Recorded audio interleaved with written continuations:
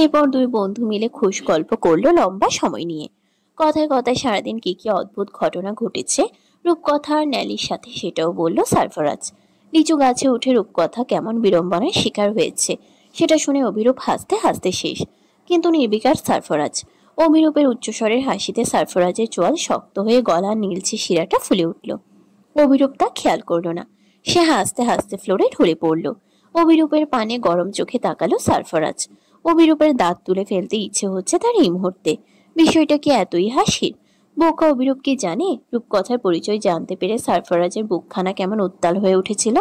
সারফরাজের ভয়ানক চোখ দেখে মুখের হাসি সহসাই উধাও হলো অভিরূপের। দাঁতগুলো পাতলা ঠোঁট দিয়ে যথাসম্ভব ঢেকে ভয়ার্ত গলায় বলে উঠল, এমন হ্যান্ডসাম হ্যাংককে যেই মেয়ে কেয়ারটেকার ওরফে দারোয়ান ভেবেছে তাকে আমি সচক্ষে দেখতে চাই। মানতে হবে দম আছে এই মেয়ের, নইলে এমন অদ্ভুত পদবি তোকে দিয়ে জ্যান্ত বাড়ি ফিরে গেছে, এত বিশাল ভয়ানক ব্যাপার স্যাপার। সারফরাজ শীতল গলায় বলল, বাড়ি ফিরে যা অভিরূপ, তোকে চটকে কাবাব করতে ইচ্ছে করছে। কথাটি বলেই ফ্রুট বাস্কেট থেকে ফল কাটার ছুরিটা হাতে নিল সারফরাজ। ধারালো চিকন ছুরির পানে তাকিয়ে ফাঁকায় ঢোক গিলল অভিরূপ। এরপর উঠে দাঁড়াতে দাঁড়াতে বলল, চলে যাচ্ছি, পরে আবার আসবো। সারফরাজ প্রত্যুত্তর করল না। অভিরূপ কিছুক্ষণ নিরুত্তাপ থেকে টেবিলের উপর থেকে হেলমেট নিতে নিতে বলল, কবে ফিরছিস? একটা আপেলে ছুরি বেঁধিয়ে সারফরাজ বলে উঠল, ফিরতে দেরি হবে, লুইস আর ইয়ংকে এখানে আসতে বলো। অভিরূপ কপাল কুঁচকে বলল, ড্যানের সাথে ওয়েপেনের ডিলিং না করে এখানে থাকাটা ঠিক হবে? এখানে এসে মানসিক প্রশান্তি পাচ্ছি অভি, কয়েকটা দিন থাকতে চাই। অভিরূপ খাটালো না, অল্প মাথা দুলিয়ে বলল, ঠিক আছে। সারফরাজ মেঝের ঝকঝকে টাইলসে দৃষ্টি নিবদ্ধ করে বলল, দুটো গাড়ি কিনতে হবে, আমার চলাচল করতে অসুবিধা হচ্ছে, কমফোর্ট ফিল করছি না এসব গাড়িতে চড়ে। ঠিক আছে, কাল শোরুমে চল। But licence?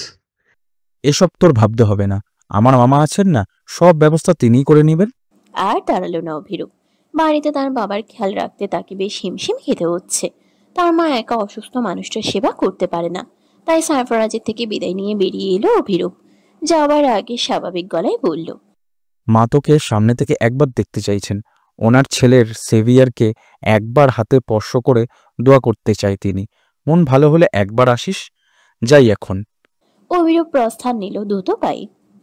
অভিরূপ চলে যেতেই দরজা আটকে আবার সেই ডায়েরির শেষ পৃষ্ঠা খুলল সারফরাজ। এরপর নিজের ফোন থেকে সেই ঠিকানার ছবি তুলে ঝটপট তৈরি হয়ে বাসা থেকে বেরিয়ে গেল। যাবার আগে কামালকে ডেকে বলে গেল, রাতে বাড়ি ফিরবো না চাচা, দরজা আটকে ঘুমিয়ে যেও। রাতের দ্বীপ্রহরে রূপকথার জ্বর মাত্রা ছাড়ালো। জ্বরের ঘুরে আবল তাবল বকতে শুরু করলো রূপকথা। এদিকে ন্যালি জলপট্টি দিতে দিতে কখন মেঝেতে পড়ে ঘুমিয়ে গেছে সে নিজেও জানে না। অবশ্য ঘুম কাতুরে মানুষের এসব বোধ বুদ্ধি থাকেও না। ন্যালি ঘুমোতে খুব ভালোবাসে। ঘুম তার এতই প্রিয়, একবার ঘুমালে সারা বাড়ি ডাকাত পড়লেও ন্যালি কিচ্ছুটির খবর বলতে পারবে না। ঘুমের ঘোরে ন্যালি খুব অদ্ভুত এক স্বপ্ন দেখল। স্বপ্নে হুট করেই ফাঁকা রাস্তায় ন্যালির সাথে খুব সুদর্শন এক যুবকের দেখা হয়ে গেল। যুবকের সফেদ আকর্ষণীয় মুখশ্রী, লাল ঠোঁটার ঘন কালো চুল ন্যালির হৃদয়ে ঝড় তুলল। যুবকের সৌন্দর্যে মোহিত হয়ে ন্যালি আগ বাড়িয়ে তার সাথে কথা বলতে চাইল, কিন্তু ছেলেটি হঠাৎই কোথা থেকে এক বন্দুক নিয়ে এসে ন্যালির মাথায় ঢুকে বলে উঠল, আমার দিকে চোখ তুলে তাকানোর অপরাধে তোমাকে অজগরের মাংসের কাবাব খেতে হবে। কথাটি বলেই পকেট থেকে এক টুকরো অজগরের কাঁচা মাংস বের করলো যুবক। যুবকের হাতে রক্তাক্ত অজগরের ছোট্ট একটা পিস দেখে ন্যালির বমি পেল, পেট গুলিয়ে উঠল। স্বপ্নের ঘোরেই মুখ চেপে উঠে গেল ন্যালি।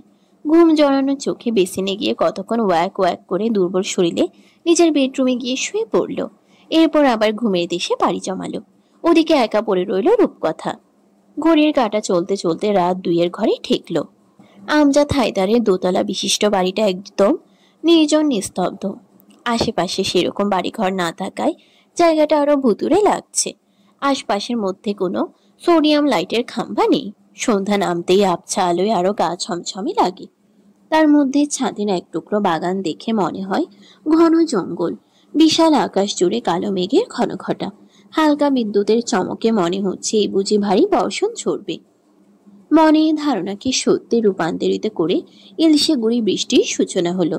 সারফরাজ যখন আমজাদ হায়দারের বাসার নিচে এসে দাঁড়ালো তখন রাত 2:10। হাতে থাকা স্মার্ট ওয়াচে একবার সময় পরখ করে কালো আকাশে দৃষ্টি বুলালো সারফরাজ। পুরো আকাশ কালচে ঘন মেঘে ঢেকে গিয়েছে ইতোমধ্যে। ঠোঁট গোল করে শ্বাস ছেড়ে বাড়ির ভেতরের দিকে দৌড়ে চলে গেল সারফরাজ। পেছনে সাইডের বিল্ডিং এ নজর বুলাতেই লালচে ঠোঁটের কোণে হাসির রেখা ফুটল। পেছন দিকে একটা ব্যালকনি খোলা দেখা যাচ্ছে। এটাই সারফরাজের জন্য এনাফ। এক ব্যালকনি দিয়েই পুরো বাড়ি লুট করতে পারবে সে। কিন্তু এই সামান্য বাড়িতে তার লুট করার মতো কিছুই নেই। তবে যা আছে তাকে লুট করার সাধ্যই সারফরাজের নেই। মনের অযাচিত ভাবনা দূরে সরিয়ে উপরে ওঠার পথ খুঁজতে লাগলো সারফরাজ। ভদ্রলোক বেশ সুকৌশলে বাড়িখানা তৈরি করেছেন। উপরে ওঠার তেমন ব্যবস্থা নেই। ড্রেন পাইপগুলো বাড়ির ভেতরের দিকে বোধ হয়। পুরো ওয়াল চকচকে মসৃণ। বিরক্তিতে চকচক শব্দ উচ্চারণ করে কপাল কুঁচকাল সারফরাজ। বৃষ্টির পশলা ক্ষণে ক্ষণে বেড়ে চলেছে। সারফরাজের গায়ের পোশাকে অর্ধেকের বেশি ভিজে গেল। চরম বিরক্তিতে মেজাজ চটে যাচ্ছে তার। তবুও নিজেকে নিয়ন্ত্রণ করে পাশে থাকা বকুল গাছে বহু কসরত করে উঠতে সক্ষম হলো। এরপর লম্বা হাত বাড়িয়ে নিচতলার জানালার সানসেটের উপরে পা বাড়িয়ে সেটার উপর দাঁড়ালো। সাবধানতা অবলম্বন করেও কোনো কাজ হলো না। ধারালো কিছুর সাথে লেগে হাতের বেশ খানিকটা কেটে হা হয়ে গেল। কিন্তু গুরুত্ব দিল না সারফরাজ। রক্তঝরা হাত নিয়ে লাফিয়ে লাফিয়ে উঠল দোতলার সেই খোলা ব্যালকনিতে। এরপর সন্তর্পণে কক্ষে ঢুকতেই এক প্রকার আত্মা বেরিয়ে যাবার উপক্রম হলো মেয়েরই চিৎকারে। না না, আমি অজগরের কাবাব কিছুতেই খাবো না। কে আছো? মা যাও। সারফরাজের চতুর মস্তিষ্ক নিমিষেই বুঝে গেল এটা সেই আইটেমের কক্ষ, যিনি তাকে দারোয়ান উপাধিতে ভূষিত করেছেন। শব্দহীন পা ফেলে সামান্য দূরে গিয়ে দাঁড়ালো সারফরাজ। এরপর ন্যালির আরো কিছু আবল তাবল অস্পষ্ট কথা শোনা গেল। সেসব শুনে সারফরাজ বিড়বিড় করে বলে উঠল, যার ঘরে যাবে একদম জ্বালিয়ে মারবে। ভবিষ্যৎ বেচারার জন্য খুব কষ্ট হচ্ছে। এমন মেয়ে মানুষও হয়? কার কপালে জুটে এরা? ন্যালি আবার বলে উঠল, লিচুওয়ালা কেয়ারটেকার গুন্ডা মাস্তান শয়তান, ব্যাডার শয়তান, বালিশের তলে বন্দুক রাখে, সবাইকে বলতে হবে। সারফরাজ আর 1 মিনিট দাঁড়াতে চাইল না এই ঘরে। মনে মনে বলল, এমন মানুষের সাথে এই মেয়ের বিয়ে হোক যে সত্যি একে অজগরের কাবাব খাওয়াবে। কথাটি বলেই দরজা অল্প ফাঁকা করে ধীরে ধীরে অন্য কক্ষের দিকে পা বাড়ালো সারফরাজ।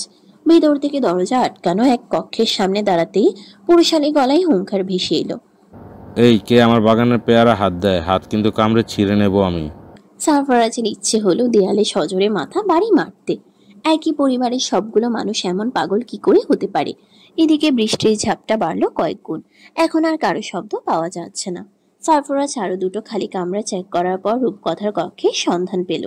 ধীর পায়ে সেই কক্ষের ভেতর ছোট ছোট কদম ফেলে বিছানার নিকট এগিয়ে গেল সারফরাজ। ভয় নামক বস্তু যার সাথে একদম পরিচিত নয় সেই সারফরাজের প্রশস্ত বুকটা আজ কেমন দুরু দুরু করে কেঁপে উঠল। নিজের বাঁ পাশের ধুকপুকুনি ধ্বনি বেশ করে সে নিজেই শুনতে পাচ্ছে। মেরুদণ্ড বেয়ে কেমন হিমস্রোত নেমে যাচ্ছে। পা দুটো মেঝের সাথে আটকে যেতে চাইছে বারবার। কিসের তাড়নায় এই ভয়ের উৎপত্তি? উত্তর জানে না সারফরাজ। ধীরে ধীরে রূপকথার বিছানার একদম কাছ ঘেঁষে দাঁড়ালো সারফরাজ। ড্রিম লাইটের ঝাপসা আলোয় রূপকথার ফিনফিনে ছোট্ট মুখশ্রী স্পষ্ট দেখা যাচ্ছে না। তবুও হাঁটু মুড়ে বিছানায় হাত ভাঁজ করে রেখে তাতে থুতনি রাখলো সারফরাজ। এরপর খুব কাছে থেকে রূপকথার ঘুমন্ত মুখশ্রীর পানে তাকিয়ে আবেগে আপ্লুত হলো সারফরাজ। 12 বছর আগেও ঠিক এভাবেই ঘুমকুমারী রাজকুমারীর ন্যায় বুকে বালিশ জড়িয়ে ঘুমিয়ে থাকতো রূপকথা। আর সারফরাজ বাধ্য দাসের ন্যায় সারা রাত বসে পাহারা দিত। ঘুমে 2 চোখ বন্ধ হয়ে আসতো সারফরাজের। তবুও অজানা কারণে রাতভর জেগে জেগে রূপকথার প্রতিটি নিঃশ্বাস শুনত সে। নির্ঘুম সারফরাজ সারাদিন কাজ করতে গিয়ে প্রচন্ড অসুস্থ হয়ে পড়তো। কিন্তু রূপকথা যখন তার ছোট ছোট কচি হাতে সারফরাজের বড় বড় চুলের গোছা ধরে টান দিত, নিমিষেই যেন সমস্ত শরীর খারাপ কোথায় পালাতো। ঘুমের তালে পাশ ফিরতে চাইল রূপকথা, কিন্তু দুর্বল শরীর নড়তে চাইল না। বাধ্য হয়ে ওভাবেই গুটিয়ে পড়ে রইল। ঠান্ডা হিমবাতাস, বৃষ্টি আর জ্বর দিনের সমন্বয়ে রূপকথার শরীর কাটা দিয়ে কেঁপে উঠল। সারফরাজ টের পেয়ে অনাদরে পায়ের কাছে পড়ে থাকা কাঁথাটা রূপকথার গায়ে জড়িয়ে দিল। কাঁথার ওম পেয়ে সারফরাজের হাত সহ চেপে ধরল রূপকথা। সারফরাজের শীতল হাত নিজের গলার ভাঁজে 2 হাতে চেপে ধরে অস্ফুট স্বরে বলল, আরাম লাগছে সারফরাজ? রূপকথার গায়ের উত্তাপে সারফরাজ চমকে উঠল সহসাই। নিজের হাত সরাতে চাইল রূপকথার গাল থেকে, কিন্তু রূপকথার হাত গলিয়ে তা ছুটাতে পারল না। অপর হাতের উল্টো পিঠ দিয়ে রূপকথার কপাল ছুঁল সারফরাজ। কিছুক্ষণ রেখে আলগোছে হাত সরালো। মেয়েটার শরীর জ্বরে পুড়ে যাচ্ছে। এমন অসুস্থ মেয়েকে ফেলে সবাই বেঘরে ঘুমোচ্ছে কি করে? রূপকথার জ্বরের আগে হিতাহিত জ্ঞান হারাতে ইচ্ছে হলো সারফরাজের। তোমার স্পর্শ আমি খুব করে চিনি সারফরাজ। তোমার ওই শক্ত হাত জোড়া আমার যে খুব পরিচিত। মনে হচ্ছে সত্যিই তুমি আমার পাশে বসে আছো। সব ভ্রম, তাই না? রূপকথার জ্বরের ঘুরে বলা ভাঙা অস্পষ্ট কথাগুলো সারফরাজের ভেতরটা নাড়িয়ে দিল। এই পৃথিবীতে তাকেও ভালোবাসার মতো কেউ আছে? বিধাতা এই নিষ্ঠুর পৃথিবীতে তার খোঁজ নেবার জন্য এত সুন্দর একটা মানুষ পাঠিয়েছে, অথচ সে কিনা কোন দূর দেশে একাকী জীবন টেনে নিয়ে যাচ্ছে। গম্ভীর হৃদয়হীন সারফরাজের কেমন ফুপিয়ে কাঁদতে ইচ্ছে হলো, কিন্তু নিজেকে যথেষ্ট শক্ত রাখলো সে। রূপকথা আবার বলে উঠল, ট্রেনের অদ্ভুত চোখওয়ালা ছেলেটা আমাকে ধরতে চায় সারফরাজ। ওকে দেখে আমার ভয় করছে। Please save me from him. রূপকথার হীন কথায় কপাল কুঁচকে এলো সারফরাজের। সামান্য মাথা ঝুঁকে রূপকথার কানের কাছে ফিসফিস করে সারফরাজ শুধালো, কোন ছেলে রূপকথা? যার চোখ দুটো প্রায় তোমার মতো। কথাটি বলেই সারফরাজের গলা জড়িয়ে নিজের বেশ খানিক কাছে নিয়ে এলো রূপকথা। সারফরাজের লালচে ঠোঁটজোড়া প্রায় রূপকথার নাক ছুঁই ছুঁই। এমন পরিস্থিতিতে কেমন ভয়ানক অনুভূতি হলো সারফরাজের বুকের ভেতর। পুরো শরীর কেমন আগুনের ন্যায় উত্তপ্ত হলো, সেই সাথে লাল হয়ে উঠল কানদয়। মনে হচ্ছে এক্ষুনি কান দুটো ব্লাস্ট হবে। মস্তিষ্ক বিক্ষিপ্ত হতে চাইছে, অজানা ক্লান্তিতে চোখ বুঝে আসতে চাইছে। হৃদগতি ছুটছে ঘোড়ার রেসের ন্যায়। নিষিদ্ধ বাসনা খেলে গেল শরীর জুড়ে। সারফরাজ বুঝলো আগুনের অনেক কাছে এসে দাঁড়িয়েছে সে। সামান্য অপেক্ষার পরই জ্বলে পুরো অঙ্গার হবে সে। তাই নিজেকে বহু কষ্টে রূপকথার থেকে ছাড়িয়ে দুর্বল পায়ে উঠে দাঁড়ালো সারফরাজ। এরপর না চাইতেও মনের বিরুদ্ধে গিয়ে রূপকথার কক্ষ ত্যাগ করলো সে। বীর পায়ে আবারও এসে দাঁড়ালো ন্যালির কক্ষে। আরামে কাঁথা মুড়িয়ে চোখ অর্ধেক খুলে ঘুমোচ্ছে ন্যালি। দমিয়ে রাখা রাগটা আবার চাঙ্গা হলো সারফরাজের। এরপর গলার সমস্ত আওয়াজ দিয়ে ধমকে গর্জে বলে উঠল, ওখানে জ্বরে মরছে একজন, আর এখানে আরামে ঘুমানো হচ্ছে। ফাজিল মেয়ে কোথাকার, ওঠ! বলেই ঠাটিয়ে এক চড় মারলো ন্যালির ফর্সা গালে। মুহূর্তেই ঘুম থেকে ধরফড়িয়ে উঠল ন্যালি। কিন্তু তার আগে ব্যালকনি ডিঙ্গিয়ে নেমে এলো সারফরাজ। ভয়ানক স্বপ্ন, চড় আর বজ্রপাতের শব্দে হাউমাউ করে চিৎকার করে উঠল ন্যালি। মিনিট দুইয়ের ব্যবধানে পুরো বাড়ি জুড়ে জ্বলে উঠল আলো। আমজাদ, হায়দার, শিউলি দুজনেই দৌড়ে এলেন মেয়ের কক্ষে। ন্যালির কক্ষে পা রেখে দ্রুত হাতে সুইচ জেলে ঘর আলোকিত করলেন শিউলি।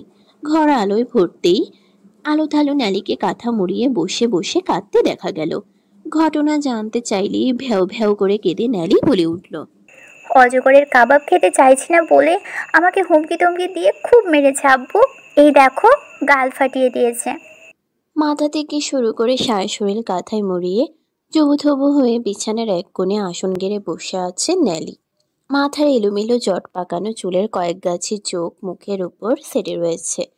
ভ্যা ভ্যা করে কান্নার কারণে চোখ মুখ বিকৃত হয়ে রয়েছে।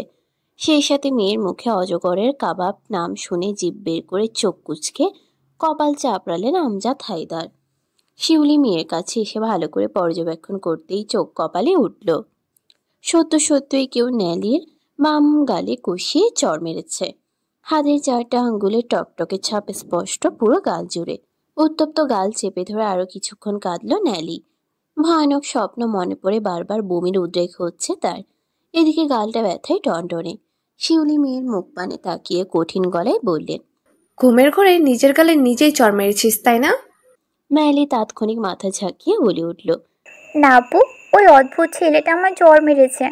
শিউলি বিরক্তি ভরা কণ্ঠে শুধালেন, স্বপ্নে কেউ কাউকে চড় মারতে পারে গর্ধব? শিউলির ধমকে উত্তেজিত হয়ে আমজাদ বললেন, আহা, এভাবে ধমকাচ্ছ কেন? এমনিতে মেয়েটা ভয়ে জর্জরিত হয়ে আছে। শিউলি হাত ইশারায় আমজাদ, হায়দারকে থামিয়ে বলে উঠল, সেদিনও ঘুমের ঘরে নিজেই নিজেকে ঘুষি মেরেছ। আমি নিজের চোখে দেখেছি এই দৃশ্য। স্বপ্নে কেউ তোমার মেয়েকে মারতে আসে না, কারণ সে সব অস্তিহীন। যেমন বাপ তেমন মেয়ে। তুমিও সারা রাত আবল তাবল বক বক করে হাত পা ছোড়ো। তোমার থেকেই এই গুণ রপ্ত করেছে তোমার মেয়ে। ঘুম জড়ানো বিরক্ত ভরা কণ্ঠে কথাগুলো পড়ে পুরো রুমে নজর বুলালো শিউলি। এরপর শুধালো, রূপকথা কোথায়? তোকে তো বলেছিলাম রাতে রূপকথার সাথে থাকতে। তুই এখানে কি করছিস? শিউলির ধমকে উত্তর খুঁজে পেল না ন্যালি। কতক্ষণ কেঁদে কেটে শান্ত হতেই শিউলি রূপকথার কক্ষের দিকে ছুটল। এরপর লাইট জ্বালিয়ে রূপকথার বিছানায় দৃষ্টি তাক করলেন। কাঁথা মুড়িয়ে হাঁটু ভাঁজ করে কুঁকড়ে শুয়ে আছে রূপকথা। শিউলি ক্রস্ত পায়ে এগিয়ে এসে জ্বর পরিমাপ করলেন হাতের সাহায্যে। জ্বর মোটেও কমেনি। এবার আরো চিন্তিত হলেন শিউলি। দৌড়ে গিয়ে আমজাদ হায়দারকে বলে উঠলেন, রূপকথার প্রচণ্ড জ্বর, ওকে হসপিটালে নিতে হবে। আমার ভয় করছে, ভাইজান জানলে কেলেঙ্কারি হবে। 2 দিন ধরে আসতে না আসতেই মেয়ে অসুস্থ হয়ে বিছানা নিয়েছে, এটা ভাইয়া কিছুতেই মানতে পারবে না।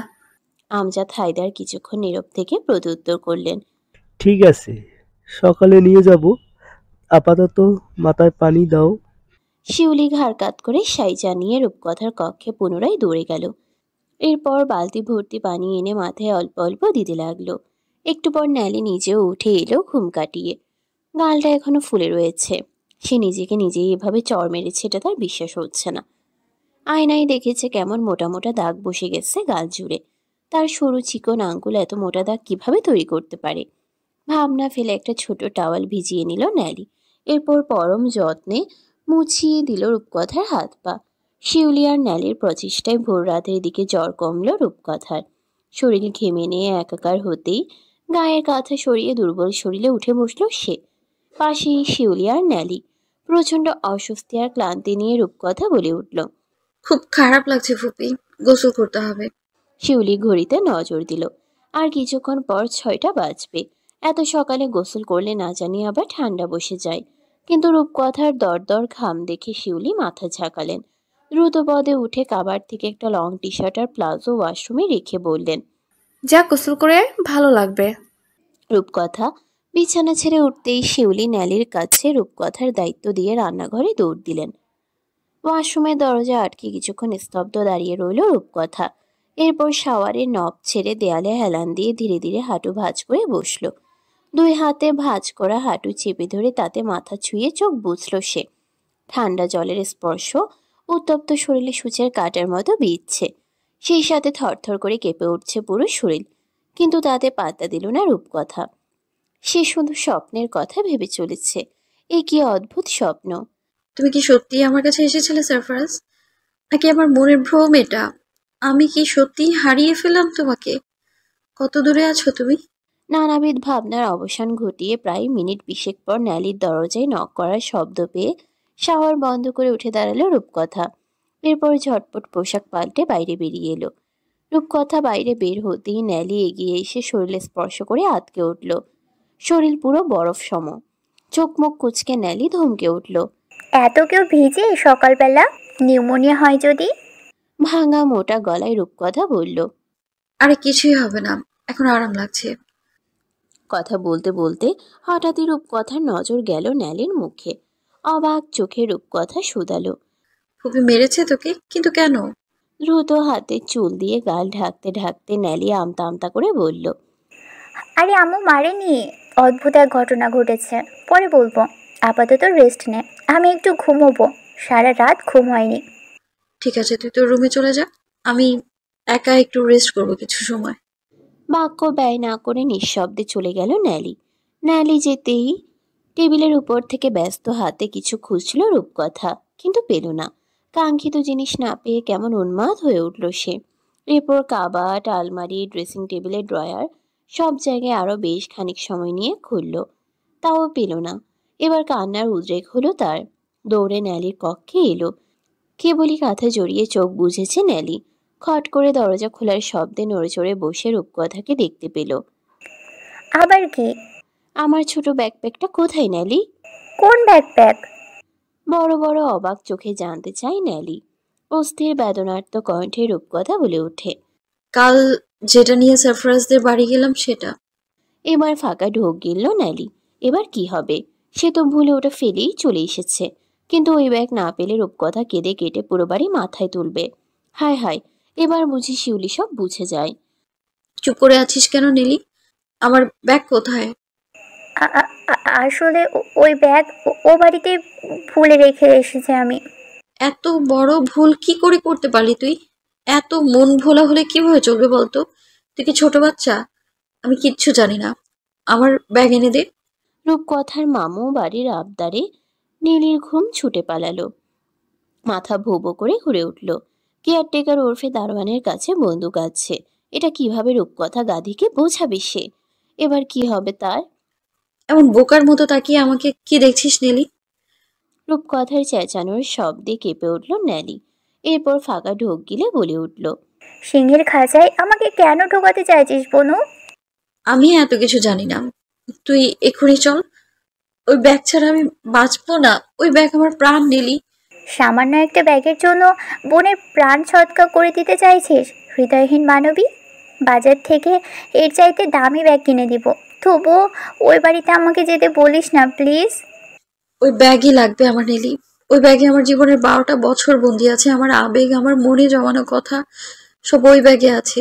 ওই ব্যাগ আমার চাই, চাই মানে চাই। ন্যালির এবার কেঁদে ফেলার উপক্রম হলো। রূপকথার হুঙ্কারে মাথার ছোট্ট উকুনগুলো কেমন কুটকুট করে মগজ কামড়ে চলেছে। অজানা মরণ ভয় হৃদয়ে হাতুড়ি দিয়ে ইচ্ছে মতো জোরে জোরে বাড়ি দিচ্ছে। চোখ ভর্তি ঘুম, সে তো কোন আমলে পালিয়েছে। এবার তবে উপায়? কি হলো, উঠছিস না কেন? রূপকথার আরেক দফার তারায় বিছানা ছেড়ে উঠে বসলো ন্যালি। পায়জামার এক পা হাঁটুর উপরে আরেকটা হাঁটু সম। গায়ের স্লিপিং শার্টের বোতাম এলোমেলো করে লাগানো। পাখির বাসার ন্যায় কোঁকড়ানো চুলগুলো দেখে আস্ত এক পাগল মনে হচ্ছে তাকে। এমন বেশেই ন্যালি বলে উঠল, অজগরের কাবাবের চাইতে গুলি খেয়ে মরা বেটার। ব্রেকফাস্ট করে নিয়ে যাব। আপাতত দোহাই লাগে, 1 ঘন্টা ঘুমোতে দে। নৃশংস মৃত্যুর আগে একটু শান্তির ঘুম ঘুমোতে চাই। খুব সকাল সকাল অভিরূপ এলো সারফরাজের বাড়িতে। অভিরূপের মা অনিমা নাসরিন খুব যত্ন করে সারফরাজের জন্য নাস্তা বানিয়ে পাঠিয়েছেন। আর তাছাড়া আজ সারফরাজের গাড়ি কিনতে যাবার কথা। এখানে আসার পর থেকে নিজের ব্যবসা বাণিজ্যের প্রতিও খুব উদাসীন হয়ে গেছে সারফরাজ। অভিরূপ এক হাতে এসব সামলাতে হিমশিম খাচ্ছে। যদিও লুইস আর ইয়ং এলে সে কিছুটা হাফ ছেড়ে বাঁচবে। অভিরূপ যখন সারফরাজের ড্রয়িং রুমে প্রবেশ করল, তখনও সারফরাজ ঘুম থেকে উঠেনি। বাইরে কেয়ারটেকার কামালের কাছে সারফরাজের খোঁজ করতেই জানা গেল কিছুক্ষণ আগে সে বাসায় ফিরেছে।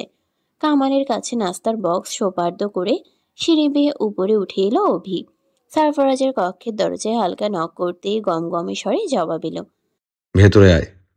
দরজা ঠেলে ভেতরে ঢুকতেই বিছানায় বসে ল্যাপটপ নিয়ে কাজ করতে দেখা গেল সারফরাজকে। কোনো বাক্য অপচয় না করে নিঃশব্দে পাশের ডিভানে বসলো অভিরূপ। কারণ সারফরাজের চোখে মুখে চিন্তার রেশ। কেমন অদ্ভুত রাগে লাগছে তাকে এই মুহূর্তে। অভিরূপ কিছু ঠাহর করবার আগেই সারফরাজ ল্যাপটপ ফেলে অভির পানে তাকিয়ে বলল, আমার ড্রাগস কারখানায় পুলিশ এসেছিল অভি। সারফরাজের শীতল গলার ভয়ানক কথায় কথা বলার ভাষা হাসিয়ে ফেলল অভিরূপ। পাল্টা প্রশ্ন ফাঁকা মস্তিষ্কে এলো না। তবুও কিছুক্ষণ স্তব্ধ থেকে বিড়বিড় করে শুধালো, পরে কেভিন সব সামলেছে, কিন্তু আমার প্রশ্ন হলো পুলিশের কাছে খবর কে দিল? অভিরূপ কপাল কুঁচকে কিছু ভাবার চেষ্টা করলো। এরপর উত্তর দিল, জ্যাসকিনকে আমার সুবিধার মনে হচ্ছে না। ইয়াংকে বল ওর উপর নজরদারি করতে। ঠিক ধরেছিস, আমি নিজেও ওকেই সন্দেহ করেছি। আমার তীর যদি সঠিক নিশানায় লাগে তবে ওর জন্য খুব সুন্দর সুন্দর শাস্তির ব্যবস্থা করব আমি। যদিও ভেবে রেখেছি ওর মৃত্যু ঠিক কিভাবে হবে। অ্যাটলিস্ট কোনো বিশ্বাসঘাতক আবার হাত থেকে বাঁচতে পারবে না। অভিরূপের সাথে কথা শেষ করে ইয়ং আর লুইসের সাথে ভিডিও কনফারেন্সে প্রয়োজনীয় কথা সারল সারফরাজ। এরপর তাদের ইমার্জেন্সি বাংলাদেশ আসার জন্য টিকিট কাটতে বলল। ল্যাপটপ রেখে সুফিয়ান চৌধুরীর বিষয়ে অভিরূপের কাছে মুখ করল সারফরাজ। কমিশনার আমার সাথে দারুণ এক খেলা খেলেছে অভি। রূপকথার পালক বাবা হুম। কি করেছে? ভদ্রলোক কোনো কারণে রূপকথাকে আমার থেকে দূরে রাখতে চায়। এটা আমার সহ্য হচ্ছে না। কমিশনারকে পানি দিয়ে চিবিয়ে খেতে ইচ্ছে করছে। বাবা হিসাবে এমন স্বাভাবিক নয়। তোর বিবেক কি বলে? বিবেক তো আবেগের কাছে হেরে বসে আছে। আবেগে ভাসছি আমি। আপাতত বিবেক কাজ করছে না। কমিশনার তোর জায়গায় রাইট। কেউ চাইবে না নিজের মেয়ে কোনো ভয়ানক ক্রিমিনালের চক্করে জড়াক। অভিরূপের তেতো সত্যি কথায় সারফরাজের চকচকে ফর্সা মুখে অমাবস্যার অন্ধকার নামল। দাঁত দিয়ে নিম্নভাগের পাতলা ঠোঁট কামড়ে ধরে ঠোঁট পাউট করল। এরপর বলল, আমি কি তার মেয়েকে চুমু খেতে চেয়েছি নাকি? শুধু দেখতে চেয়েছি কত বড় হয়েছে। একটু দেখতে দিলে কি হয়? চুমুর কথা বলে নিজে নিজেই লজ্জায় লাল হলো সারফরাজ। অভিরূপের চোখে তা এড়ালো না। ঠোঁটে দুষ্টু হাসির রেখা ফুটিয়ে অভি বলল, চুমু কিভাবে খেতে হয় তুই জানিস? খেয়েছিস কাউকে চুমু? সারফরাজ বুঝলো অভি সুযোগ পেয়েছে তাকে হেনস্থা করার। এই সুযোগ কোনোভাবেই অভিকে দেওয়া যাবে না। তাই চোখে মুখে গম্ভীরতা আর কঠোরতা ফুটিয়ে বলল, কমিশনার এক বেঠক মেয়ে মানুষের ছবি আমাকে দেখিয়ে বলেছে ওটা রূপকথা। বিশ্বাস হয়নি আমার। এত কিউট বাচ্চা কখনোই এমন বেখাপ্পা চেহারার অধিকারী হতে পারে না। কিন্তু যখন আমি রিয়েল রূপকথাকে দেখেছি, বিশ্বাস কর, আমার হৃৎপিণ্ডের ধড়কন বন্ধ হয়ে গেছে। তুই দেখছিস ওকে সামনে থেকে? অন্যমনস্ক হয়ে সারফরাজ উত্তর দেয়। উচ্ছ্বসিত অবি শুধায়, কেমন দেখতে? তুই কল্পনা করে অনুমানের ভিত্তিতে যেমন ছবি এঁকেছিস তার মতো? তার চাইতেও সুন্দর। রূপকথার আলাপ চারিতায় ঘড়ির কাঁটা তরতর করে সময় পার করে দিল। আরো 2 ঘন্টা। রূপকথাকে নিয়ে সারফরাজের অনুভূতি কি তা বোঝা গেল না। এবার অভিরূপ ধরেই নিল সারফরাজকে দিয়ে এই জন্মে প্রেম ভালোবাসা বা বিয়ে কিছুটি হবে না। কথায় কথায় সারফরাজ হঠাৎ কঠিন মুখশ্রী করে বলে উঠল। নিয়াজ মোর্শেদের খবর নিয়েছিস? অভিরূপ মাথা ঝাঁকিয়ে বলল, বুড়ো হয়ে গেছে, ছেড়ে দে, 2 দিন পর এমনিতেও মরে যাবে। রূপকথার কপাল ফাটিয়েছিল ওই নিয়াজ। আমি ওকে বলেছি আমি ওকে খেয়ে ফেলবো। আমি আমার কথার বরখেলাপ কখনো করিনি। ওকে না খেলে আমার পেটের ক্ষুধা মিটবে না। তপ্ত শ্বাস ফেলে অভিরূপ একটা ঠিকানা বের করে বলল, এমন ছেলে মেয়ে আর ছোট্ট একটা নাতনি নিয়ে থাকে। স্ত্রী গত হয়েছে অনেক আগে। ক্যারিয়ারের অসৎ থাকায় তাকে সাসপেন্ড করা হয়েছে বছর 4 আগে। তাচ্ছিল্য হেসে সারফরাজ বলল। কুকুরের লেজে ঘি মাখলেও তা বাঁকাই থাকে। অভি আর সারফরাজের কথার মাঝখানে নজরুল এসে গলা খাকারি দিল দরজার বাইরে। সারফরাজ বুঝল খাবার জন্য ডাকতে এসেছে নজরুল। তাই বনিতা না করে গলা বাড়িয়ে বলল, টেবিলে খাবার দাও, আসছি। সকালের খাবার দুপুরের একটু আগে আগে খেলো অভিরূপ আর সারফরাজ। এরপর ঝটপট শাওয়ার নিয়ে অভির সাথে বাইরে যাবার জন্য তৈরি হলো সে। মাথার ভেজা চুলগুলো মুছে গায়ে একটা ব্ল্যাক শার্ট চাপালো, ব্ল্যাক প্যান্ট আর ব্ল্যাক স্যুটে নিজেকে সাজিয়ে রোদ চশমা নিয়ে বেরিয়ে এলো বাড়ির বাইরে। কিন্তু চপল পা দুটো নিমিষেই থেমে গেল অনাকাঙ্ক্ষিত কারো আগমনে। সামনে আগত 2 মানবীকে দেখে অভিরূপ শুধালো। তোর আত্মীয়? সারফরাজ আনমনে জবাব দিল, হুম। কেমন আত্মীয়? আত্মার আত্মীয়। মনের মাধুরী মিশিয়ে সেজেছে ন্যালি, একদম হালকা পাতলা পাটি সাজের মতো। কোকড়ানো ঝাঁকড়া চুলগুলো স্ট্রেট করে ছেড়ে কাঁধের 2 পাশে ফেলে রেখেছে। ঠোঁটে কালারফুল লিপস্টিক দিয়েছে, চোখে মোটা করে আইলাইনার কাজল সব টেনেছে। পরেছে দামি ড্রেস। অসুস্থ রূপকথাকেও ধরে বেঁধে সাজিয়েছে। ন্যালির এহেন বোকা কাণ্ডে রূপকথা খেকিয়ে বার কয়েক জিজ্ঞেস করেছে রামপুরা গেলে এত সাজতে হবে কেন। কিন্তু ন্যালি কোনো প্রত্যুত্তর করেনি। সারফরাজদের বাড়ির আঙ্গিনায় রূপকথা আর ন্যালি যখন পৌঁছালো তখন দুজনেই সারফরাজ আর অভিরূপকে দেখতে পেল। রূপকথা তেমন তোয়াক্কা না করলেও ন্যালি মনে মনে ভীত হলো। ব্যাগ থেকে ঝটপট একটা ছোট মিরর বের করে চেহারাটা ভালো করে পরখ করলো ন্যালি। সব ঠিক আছে, শুধু গাড়ির বাতাসে চুলগুলো আলুথালু হয়ে রয়েছে। ওসব ব্যাপার নয়।